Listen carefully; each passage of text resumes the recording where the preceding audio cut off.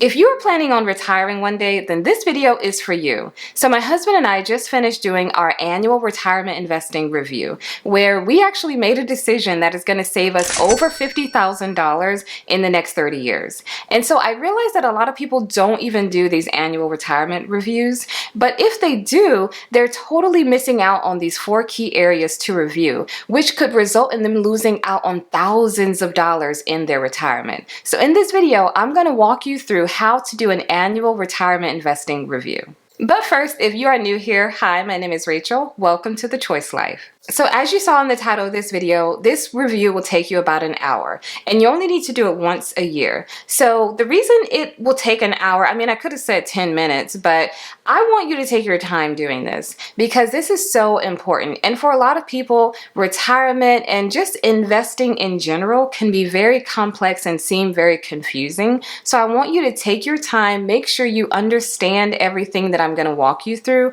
and get the right answers. Because like I said, doing this review can save you tens of thousands of dollars for your retirement, but it also can allow you to possibly retire years earlier than expected. So let's get started.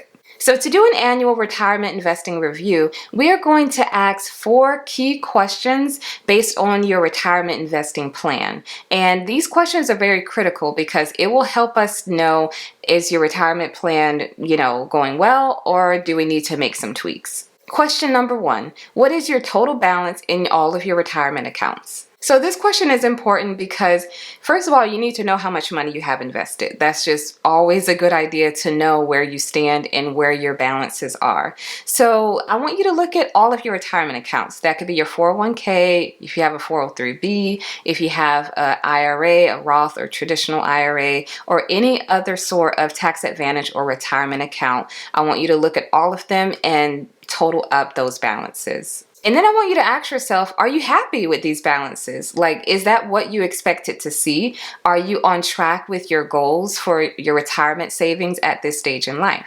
And another thing you want to look at is, what is the investment return that your retirement accounts have gotten you over the last year? So have you made money or have you lost money in your retirement accounts? Because if the market goes up, you make money, but if the market goes down, then you will lose money. And that's very typical in the market. It will go up and down. It will fluctuate. That is totally normal. So you want to evaluate, what did you get a 10% return, which is the average, over the long term, or did you get a negative 1% return? The returns on your investments in your retirement accounts play a really big role in your current account balance. So if you got a good return, then your account balances will be up. But if you got, not a good return or a negative return, your account balances will be low.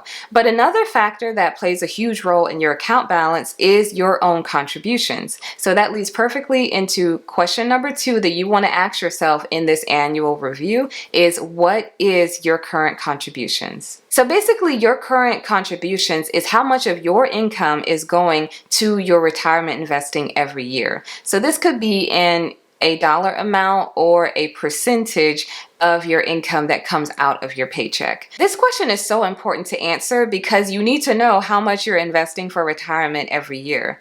And if you don't know how to find the answer to this question, then you can easily look on your pay stub, because if you are contributing to your 401k through your employer, it will come out of your paycheck. So there should be a line on your pay stub that says 401k contribution. So you can look there and that'll tell you how much you're investing per paycheck. But another thing that you can do, and what I would suggest you to do, is go to your employee portal, and there should be a way that you can log into whatever investment a brokerage firm that your employer uses, and you can log into your account and you can see exactly how much you're contributing in the dollar amount and in the percentage. And this is such a good practice to put in place because you need to know how to log into these accounts, because if you ever leave this employer, you want that money to go with you. So you need to know how to get access to all of this information. So when you get on your account, you not only need to look at your contributions, but you also need to look at your total balance, which we were talking about in question number 1.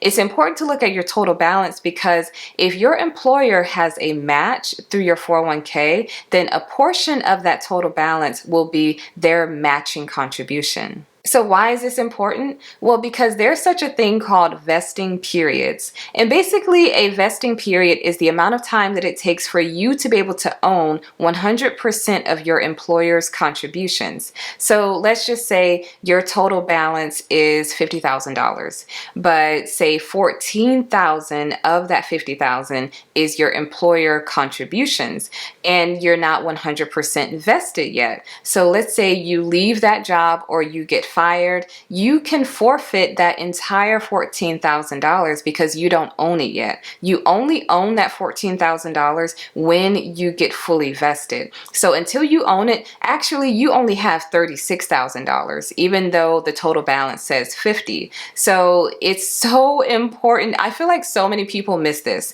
Most people do not know what their vesting period is, and they don't know if they are currently vested yet. And they may leave jobs and not realize that they're leaving tens of thousands of dollars on the table because they were not fully vested. So every employer has their own vesting schedule. So some employers, after a year of working for them, you're 100% vested. So all of their matching contribution becomes yours after 1 year. But some employers have a 5-year vesting period where maybe after year 1, a third of their matching contributions becomes yours. And then after year 3, 2/3 of that matching contribution becomes yours. So they draw it out, and it's honestly an incentive for you to stay employed with them.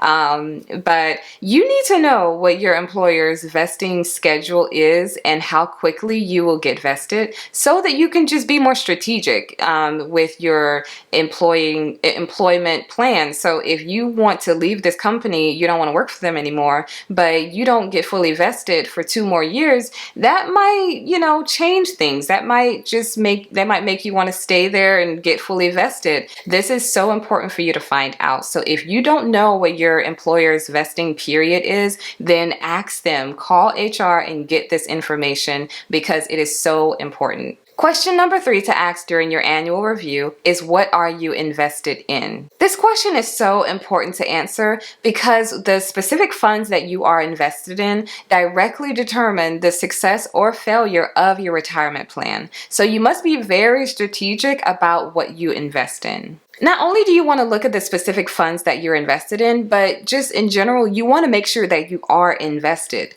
And that sounds weird, but I've heard stories of people who they opened their 401k with their employer, and they started to contribute to their 401k, but they never took the time to actually go into their account and select a fund to invest in. So all of their contributions were just sitting in their 401k, kind of like their money market account, which is basically like a savings account.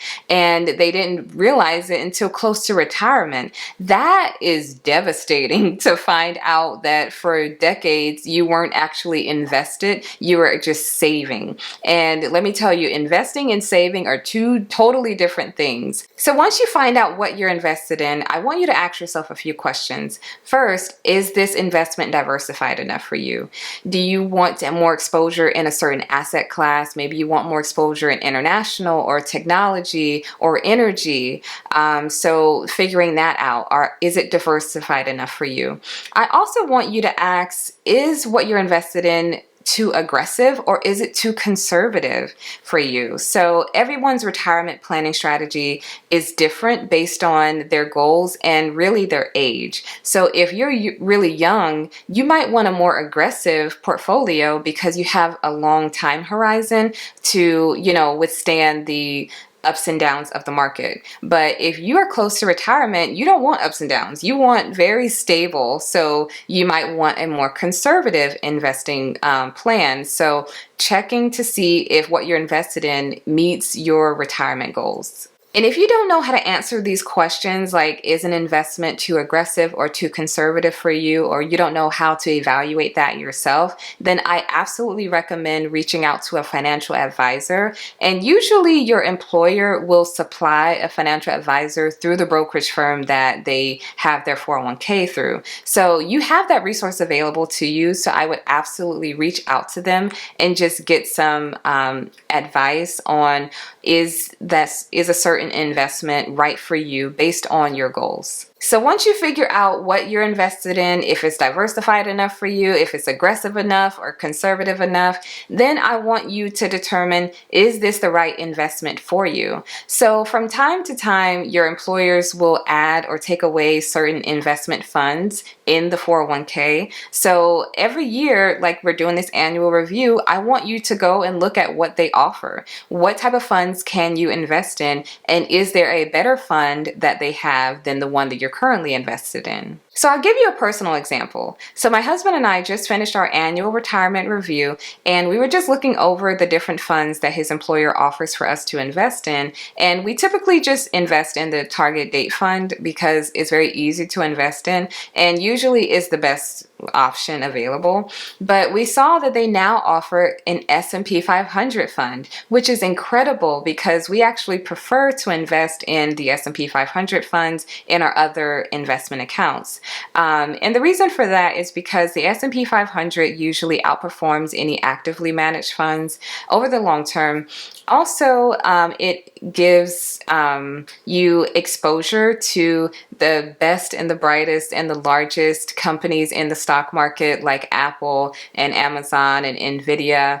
So you get exposure to all of those successful companies. And also the long-term rate of return for the S&P 500 is like 8 to 10%, which is really fantastic. So when we saw that they offered the S&P 500, we were like, okay, we switching. So we moved from the target date fund to the S&P 500 fund, and now it's more aligned with our investing goals, and it's more strategic for us. And another huge reason why I'm so excited that we were able to switch to the S&P 500 fund is because of its low fees. And that leads perfectly into question number 4 that you want to ask yourself during this annual review is, what are your expense ratios for your investing? This has got to be the most overlooked factor when it comes to investing for people, and especially in 401ks. But outside of the fund that you're investing in, the expense ratio is probably the most important factor when it comes to investing, because expense ratios can eat away at your investment returns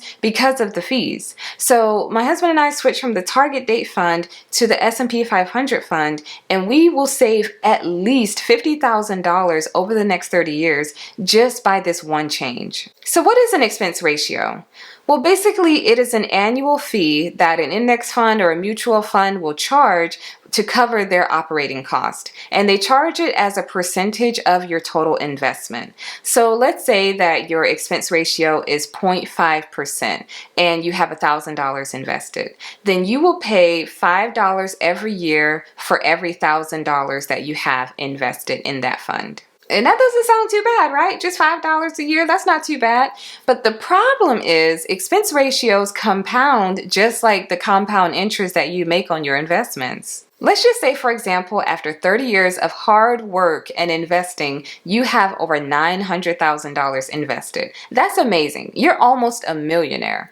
But if you invested in a fund that charges a 0.5% expense ratio, then you would pay over $87,000 of fees, which brings down your total balance to $834,000. That is $87,000 that you worked hard for, and you won't even see that money again. If your investment has an expense ratio of 0.05%, then you would only pay $9,000 in fees. That's over $75,000 that you get to keep in your pocket. And all of this savings just because you have a lower expense ratio. So our example gets even better because the target date fund that we were invested in had a pretty low expense ratio. It was 0.05%, but the S&P 500 fund that we switched to actually has a 0.006% expense ratio. That's incredible. And just by doing that one switch, we are going to save over $50,000 over the next 30 years. So I hope I have demonstrated to you how important it is for you to know what your expense ratios are for the funds that you are invested in,